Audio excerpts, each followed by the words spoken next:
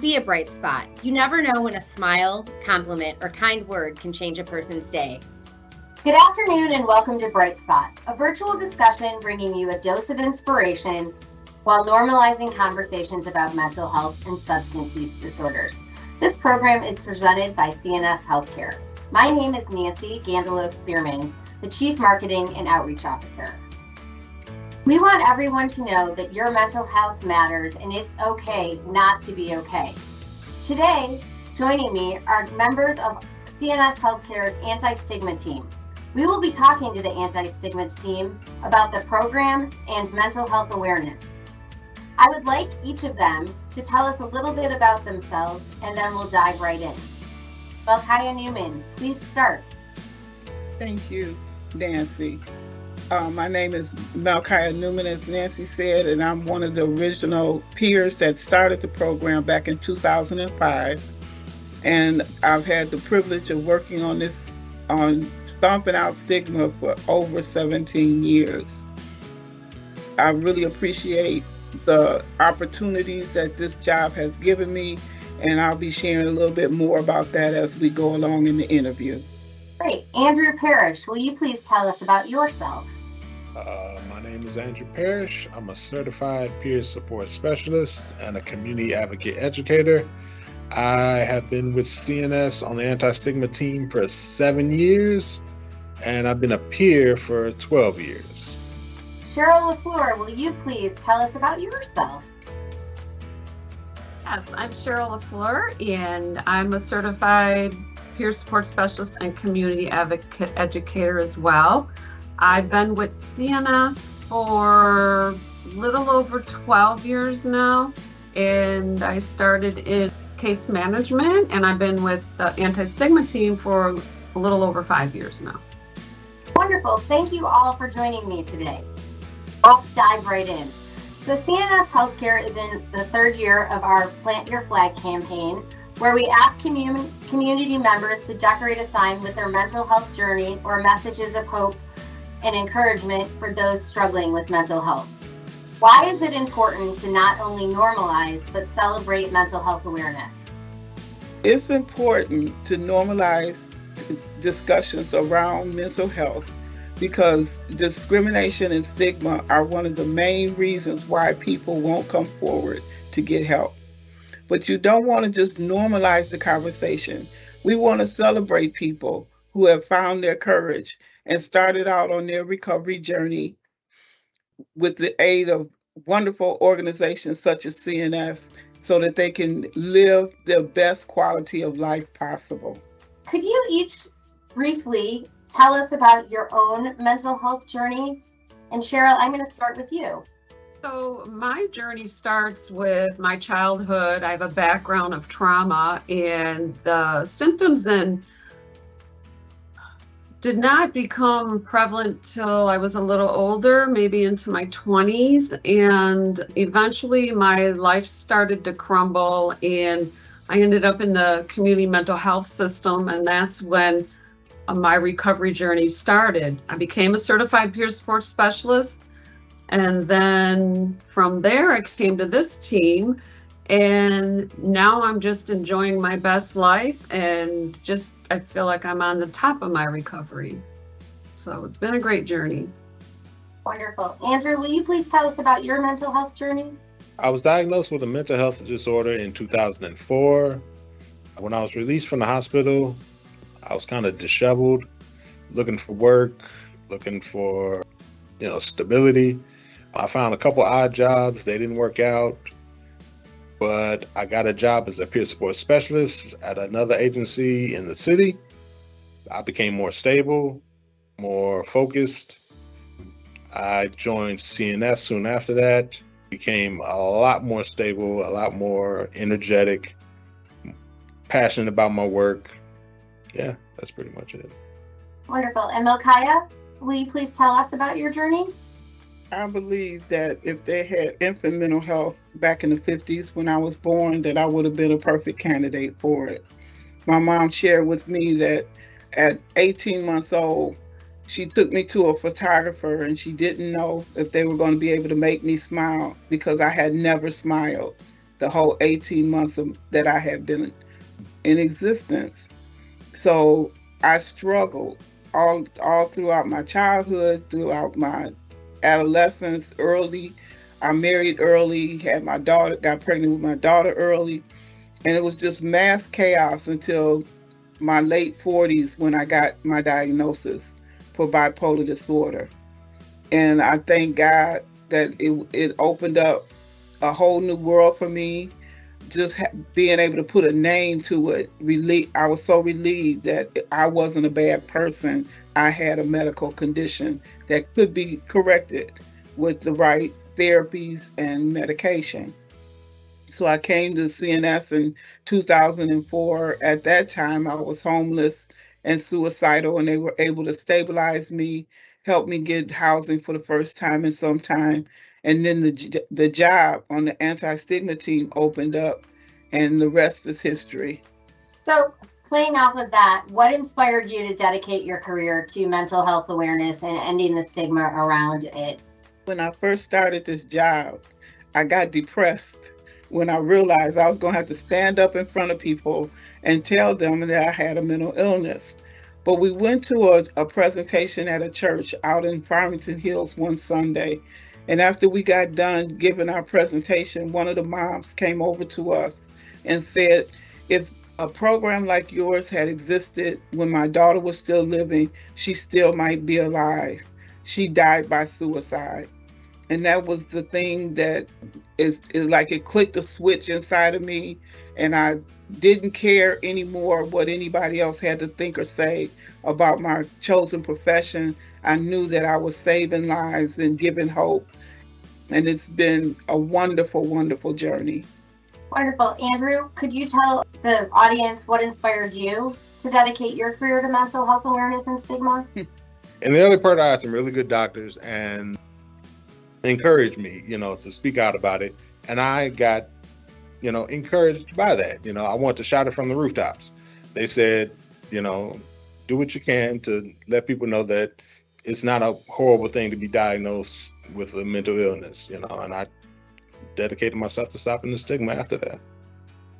Wonderful. Cheryl, please tell us about your inspiration to dedicate your career to this. I think it was with my recovery journey through the peer support role on the team I was on, where I realized talking about it made a huge difference with the people service. And prior to that, I wasn't talking about it because of the stigma. When I realized that it's important to talk about it and that it was changing lives, that inspired me to really go forward with this more. Wonderful. And then I'll just stay with you for a minute. What do you personally do for self-care or to handle stressful situations that you think our audience could take something from and would help them? One of my favorite things to do for exercise is walking out in nature because it just really clears my mind. And when I'm stressful, I try to do some mindfulness. I try to catch myself when I'm stressed and take that deep breath. Sometimes it might be 3, but I'll take that deep breath and it helps to bring me back to the present and keep me focused. Valkaya, what do you do? Well, I don't walk through the woods. I should, but but like Cheryl, my number one stress buster is breathing. It's free. There's plenty of air, and it doesn't cost you anything. When I started learning about self-care, I realized that I carried a lot of stress in my shoulders and in my neck, and that I really wasn't breathing. I was just panting. And I realized that I needed to take deep breaths in order to open up my thoughts and relax myself. So it's been a wonderful way for me. And I can do it anywhere. I can do it if I'm stuck with somebody tailgating me and it's driving me wild. Just take a minute, take a deep breath, and it changes the whole situation for me. Andrew, what about you?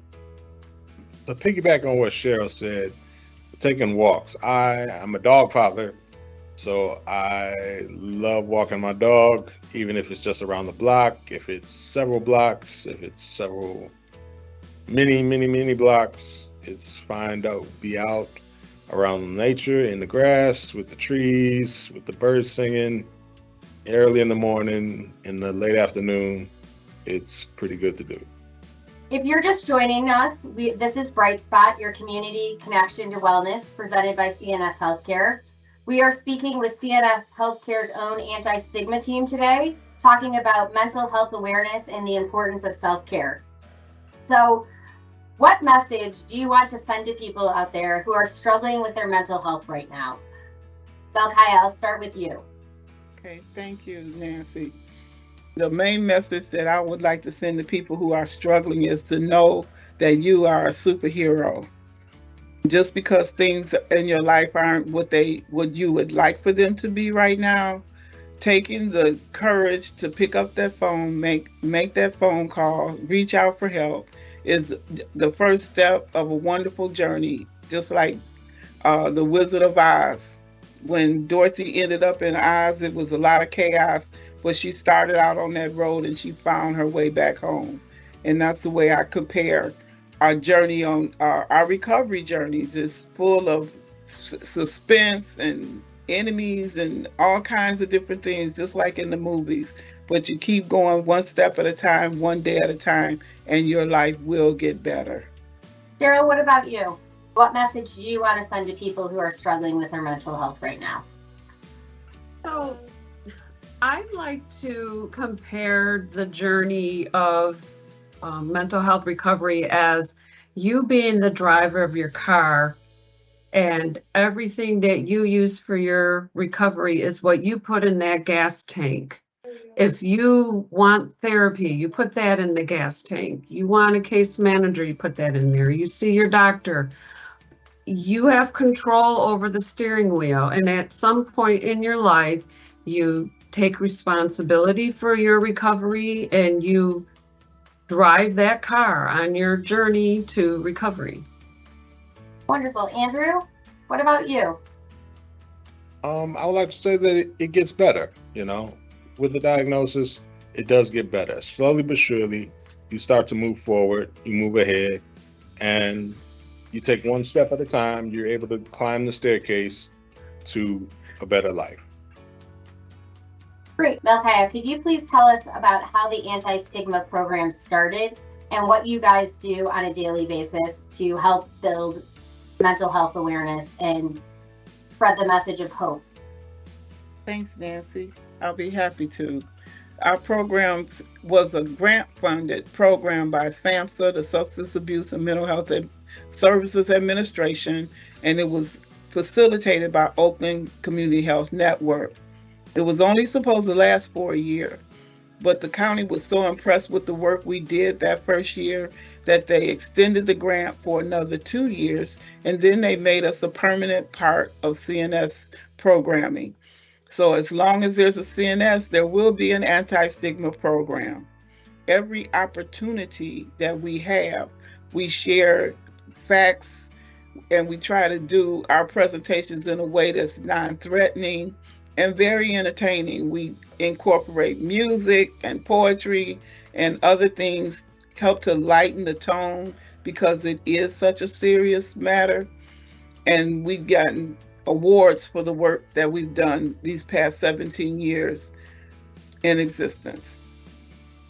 Thank you. Andrew, could you tell me how being a member of the team has improved your life? I'm a lot braver than I thought I was. I figured that out.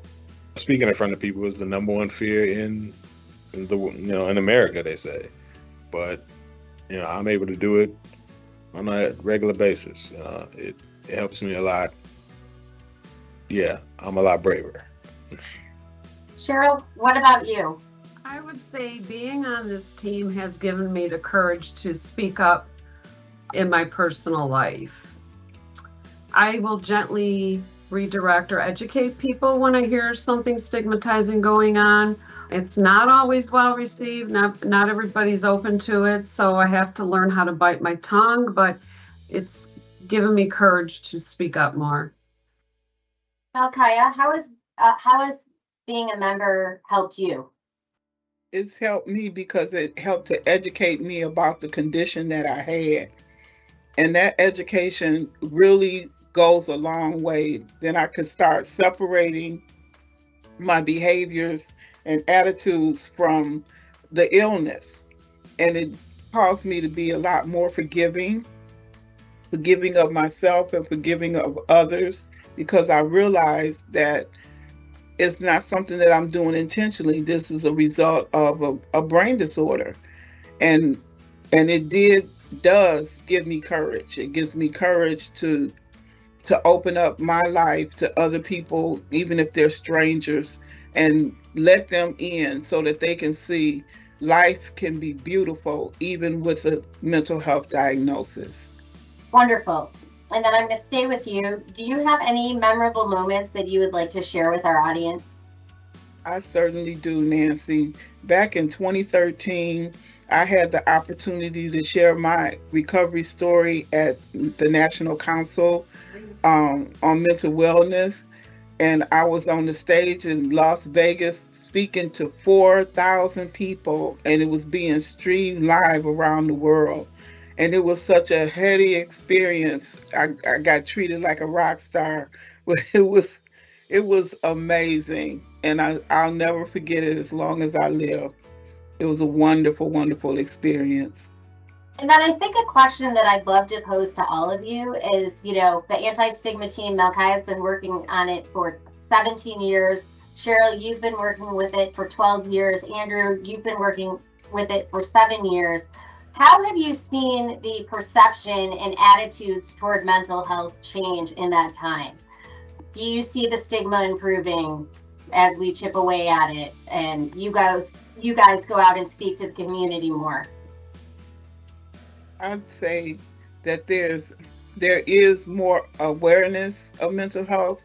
That's one of the byproducts of the pandemic, because people who never struggled before are finding themselves struggling either with anxiety or depression. So people are starting to treat it a lot more normal, and they are starting to pour more money into mental health services, which is great. But there's still pockets of people who aren't educated and don't know that it's a medical condition, and they'll treat people poorly, unfortunately.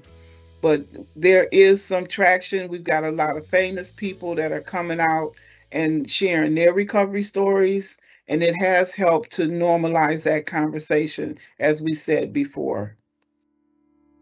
And to each of you, I guess, what's the one thing you would say to people to help break through the stigma of mental health? So Cheryl, when you're in situations, and you mentioned earlier that you hear things that are stigmatizing, like, what is the one takeaway we can give to our audience that they can do to help others who are struggling?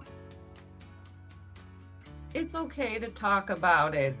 Sometimes when I meet with somebody with resistance, I may open up and share my experience, or bits and pieces of it, because some people don't realize that mental illness does not have a face. So when you come across somebody, you're not always going to know if they're struggling or not, and to always just be kind to whoever you come across. Thank you so much. Andrew, do you have anything you want to tell the audience that they can do to make life easier for those living with a mental health illness? Yeah, speak up. It's okay to have difficult conversations, uncomfortable conversations about mental illness. If you need to ask somebody, we talked to somebody yesterday that said they never met somebody who had my mental illness that was whole before. I didn't get offended. I just gave her the facts, gave her some statistics, and we went about our day. That's all it was. So just speak up, have those conversations. And one last question before we leave today. Melkai, I'll start with you. What are you going to put on your plant your flag sign for mental health awareness? You're a superhero. Andrew? Be brave. Cheryl, You got this. it was so great to have you guys on the program today. I really appreciate it. Thank you for everything that you do and for continuing to fight every day to bust the stigma around mental health. On behalf of everyone at CNS Healthcare, thank you for joining us today. We hope you mark your calendars and continue to join us the second Monday of every month at noon to discuss feelings, struggles, and finding one's way, and how important mental health is, and that it's okay to not be okay, and help is out there. If you have heard a topic you want to hear discussed, please comment on this video. And before I sign off, please remember to be a bright spot. You never know when a smile, a compliment, or a kind word can change a person's day. Have a great week.